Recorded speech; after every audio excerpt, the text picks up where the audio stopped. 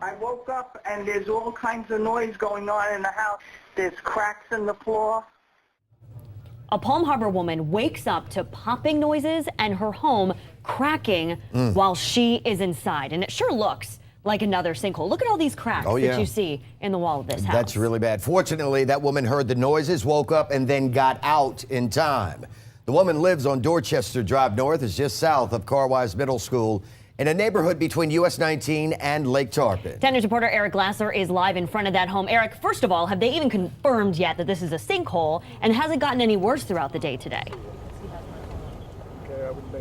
Allison, Reggie, I can tell you they're waiting for a structural engineer to come in to determine officially whether or not this was a sinkhole. But I can tell you that there hasn't been a lot of activity during the day out here as far as settling goes. That seems to have happened overnight and into the early morning hours. That said, you can see for yourself the damage that was done, at least on the outside. Look next to the front door. Those are the cracks that you were talking about there. And then if you move over to the right, you can also see above the garage, there is a sign hanging there deeming the house unsafe. But really, it's what's on the inside that understandably had the homeowner so alarmed. Well, something's happening in my house. The molding is coming down off the ceiling. There's cracking going on and everything. That's Teresa Riello calling 911 as her house started cracking around her just before 11:30 last night. The 911 operator urging her, get out. Is it everywhere that's doing it, or is it just in one spot?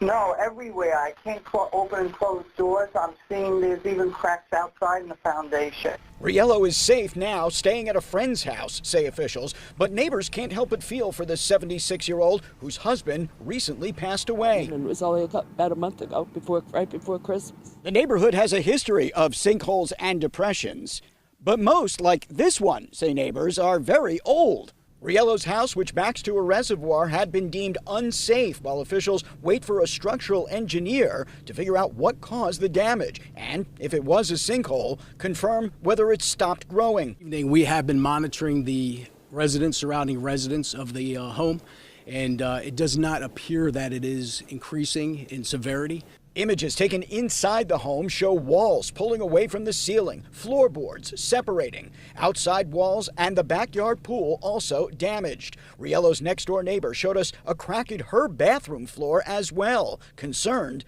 it might be related.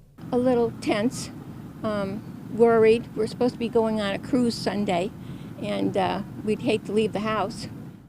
Pinellas County officials say it doesn't look like whatever it is that's going on underneath this home was severe enough to have damaged any underground utilities. So at this point, the homeowner does have insurance. They are simply waiting for that engineer to come out and determine whether the home is in fact a sinkhole victim, whether or not the damage is severe enough to possibly be repaired, or whether it needs to be condemned. Live in Palm Harbor, Eric Glasser, 10 News. This Pasco County sinkhole got national attention when it opened up in July in Lake Padgett Estates in Land O'Lakes. It started as a small hole under a boat, but then it quickly grew. It swallowed up 2 homes. Several homes nearby were also condemned. Now, this is what that sinkhole looks like this afternoon. It looks like a pond. Another sinkhole you can't forget about that formed under the Seffner home was then swallowed up 38-year-old Jeffrey Bush when he was on his bed. He fell into the hole. His body was never recovered.